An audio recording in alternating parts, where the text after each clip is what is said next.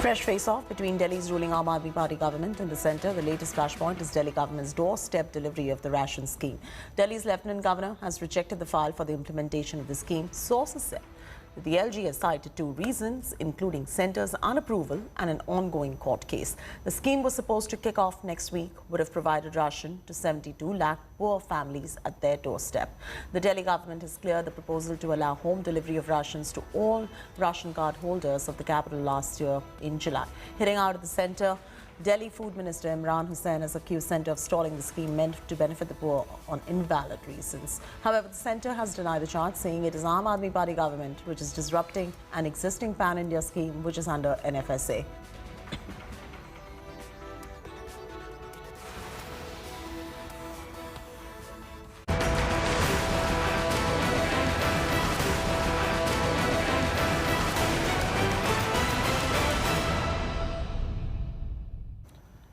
As the cases dip sharply and the positivity rate drops, the worst may be over for Delhi in the second wave of COVID. And just for now, let me be very precise. Now the national capital is all set to be unlocked from Monday onwards.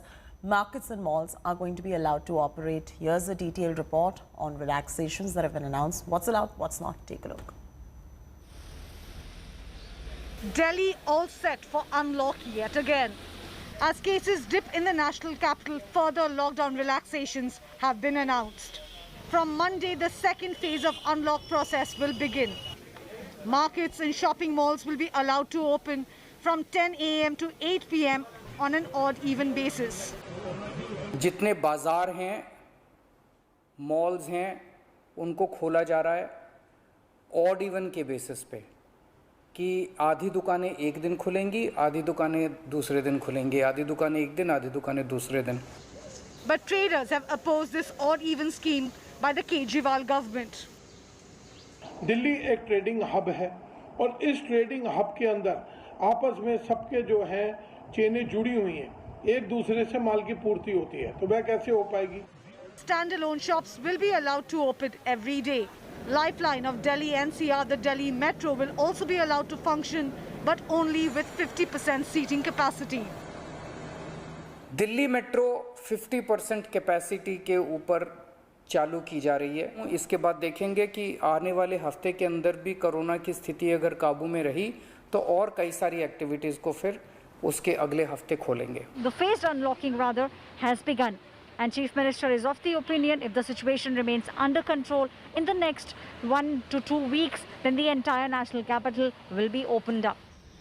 Private sector grade A employees will be allowed to attend offices, and private offices will also be able to function, but with only 50% of manpower.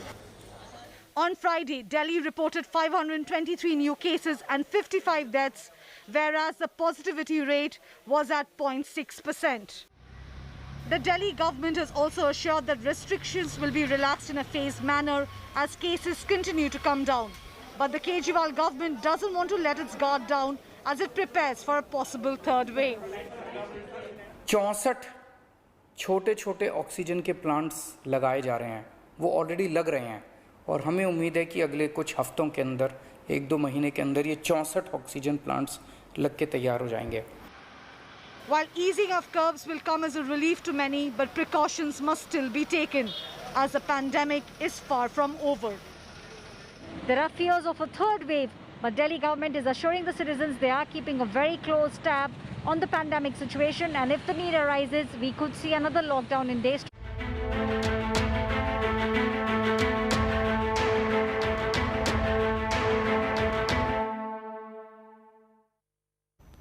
Maharashtra is all set to ease the curbs from Monday under 5-level unlock plan. As per the BMC's new guidelines, only medical and essential services are going to be allowed on Mumbai's local trains. Buses are going to be allowed to run at full capacity with social distancing norms in place. Section 144 is applicable across the city. Not more than 5 people can gather in public places. Salons, spas, wellness centers will reopen with 50% working capacity. During services in restaurants, dining services, I beg your pardon, in restaurants is going to remain functional till 4 p.m. on weekdays, while only takeaways are going to be allowed over the weekends. Private offices are going to be operating till 4 p.m. with 50% capacity. Malls and theatres will remain shut. Similar guidelines have been issued in other parts of Maharashtra.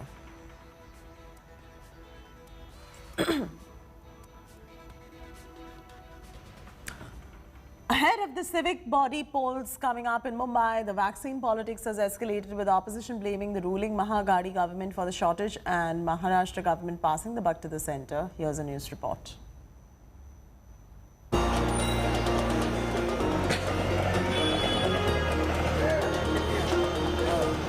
This is not the venue of a political event in Mumbai, but a vaccination camp organized by the BJP. With the Brihan Mumbai Municipal Corporation elections just around the corner, the BJP is highlighting vaccine shortage as an election issue. Mumbai में लसीकरण 45 plus का भी बंद है। इसके लिए कारण कौन है?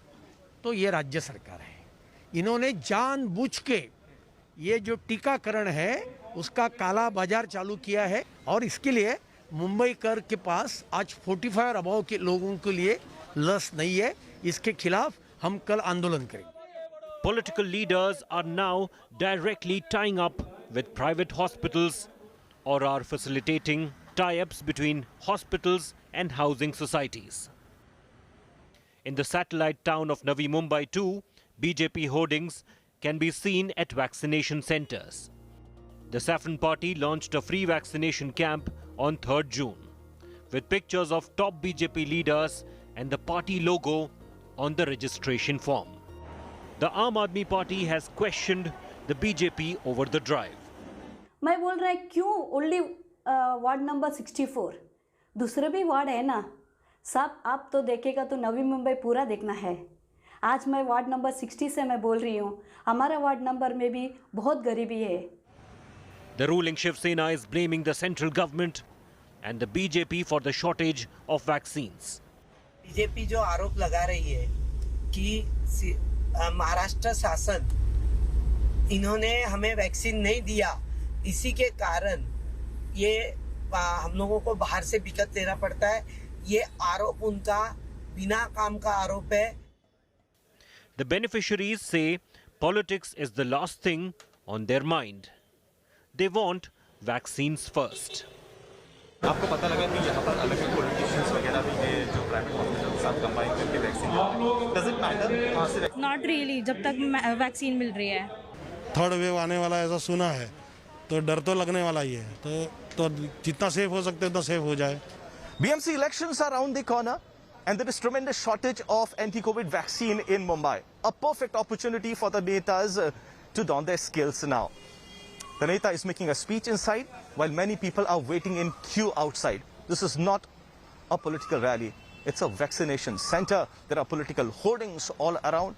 But the Aam Janata needs the vaccine desperately. And therefore, they are quietly viewing all the developments. With camera person Mahesh More, this is Pankaj Upadhyay in Mumbai, reporting for India Today. Kolkata has its first drive-through vaccination centre that began its operations at a shopping mall in the central part of the city on Friday. The initiative has been started by the Kolkata Municipal Corporation where individuals above 45 can get vaccinated inside their vehicles. Take a look. The first drive-through vaccination centre in the city of joy.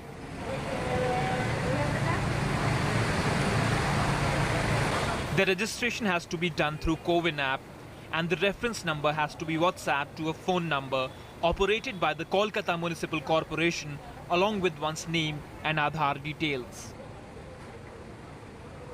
Operating at Quest Mall in Park Circus area of Kolkata, 200 individuals were jabbed on day one and 400 slots were booked for the second day. The service is being provided free of charge and the response has been heartening. Jaswinder Kaur, who came with her son, feels safe while taking the jab. Safety है अपनी गाड़ी में बैठे हैं बाहर निकले नहीं किसी से मिक्स नहीं हुए कुछ नहीं टच नहीं हुआ कोई 46-year-old Paresh Das, who came by himself, also feels that such initiatives should be encouraged. Corporation का एक नंबर था उसमें जाके फिर मैं जैसे प्रोसेस है हाई लिखना है उसके बाद मैं जेंडर उसके बाद नंबर वगैरह उसके बाद उससे एक ऑप्शन आता है वैक्सीन इन कार उसमें क्लिक करके मैं मेरा गाड़ी का नंबर देने से ऑटोमेटिकली एक approval. Another citizen, Lucky Pal, who got her first dose, felt that this initiative is very helpful for senior citizens. তো এরকম কি আরো হওয়া উচিত? এরকম ড্রাইভ ইন গাড়িতেই বসে এটা কি সেফ লাগছে? হ্যাঁ, সেফ লাগছে। ভয় লাগলো কিছু? না না না ভয় লাগে না। আর কোনো সমস্যা হলো? না, কিছু সমস্যা হয়নি। Quest Mall has become the first such shopping plaza where a vaccination drive has started. The administration said when KMC reached out to them for the space, they felt it was their duty to help. Basically, it is aimed at people who cannot move. You know, people cannot move or who cannot stand in the queue for such a long period. Even if the mall opens, and if we can serve the cause of vaccination in any way, we'll be happy to do it. With Suryagni Roy in Kolkata, Bureau Report, India Today. Tamil Nadu is the latest state to cancel Class 12 state board examinations. Tamil Nadu Chief Minister Stalin has written a letter to the Prime Minister Modi citing a surge of COVID cases in the state, stating the exams are not going to be held this year. However, Stalin informed the Prime Minister that a committee is being set up to decide on the evaluation and the compilation of the marks of 12 students.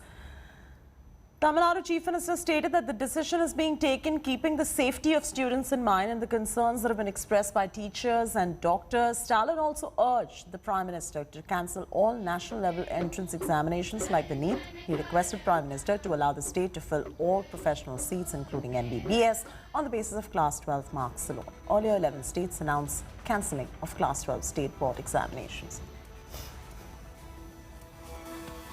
As the second wave of the COVID pandemic has swept the country and has wreaked havoc, it further battered an already bruised economy. India now needs a policy vision out of the ordinary, out of the box to restore the consumer confidence, businesses and livelihoods. The India Today magazine's cover on the Indian economy with an exclusive interview with Finance Minister Nirmala Sitharaman is the latest. Hear what economy experts have to say.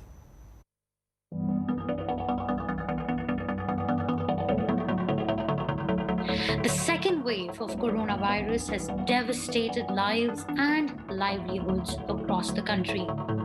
What makes the second wave worse is the fact that this time around, COVID-19 has traveled to small town India, to our villages, tier 2 and tier 3 cities. Last year, the year 2020, saw an unprecedented lockdown. This year, the approach towards lockdowns has been different. We've seen state-specific lockdowns, but that has not protected the economy the way one would have hoped. We speak to economists to get their expert views on how bad will it get for the Indian economy in terms of growth, in terms of jobs, in terms of income. All that and more in this issue of India Today. While the lockdowns and restrictions during the second wave have been less stringent, they are likely to continue for longer. State governments are exercising extreme caution when considering fully unlocking the economy due to the possibility of a third wave. And this will continue till we have effective vaccination. As a result, the GDP growth outlook for 21-22 is being revised down, and we now expect single-digit GDP growth from double digits, which we expected earlier. Output and employment in contact-based services such as tourism, hospitality, airlines, I think which were hit hard by the first wave, continue to be battered this year as well. About the medium to long-term impact of the pandemic, we will only learn over time.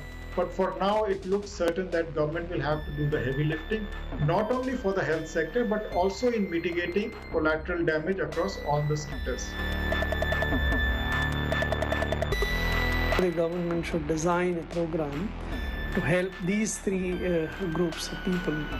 The SMEs, which can be nurtured with some sort of capital assistance. The labor needs to be provided some assistance to tide over. And finally, the poor need to be given the assistance to keep their life and together. Some cash assistance, some grain assistance is something which can be given. In FY22, we expect the government to draw from the existing toolkit as being the appropriate based on the evolving situation. In addition to the forms of income and demand, other forms of focus could be any further modifications in the ECLTS scheme as appear necessary and enhanced funding of the vaccination drive.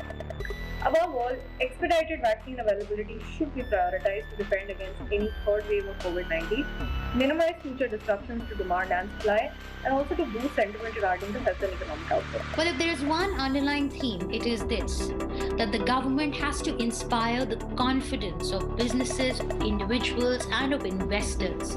It needs to think long term. It needs to spell out a bold vision to build an India that's capable of competing in the post-pandemic world. You can get a complete assessment of the Indian economy and a lot more in our current issue of India Today on Stands Now.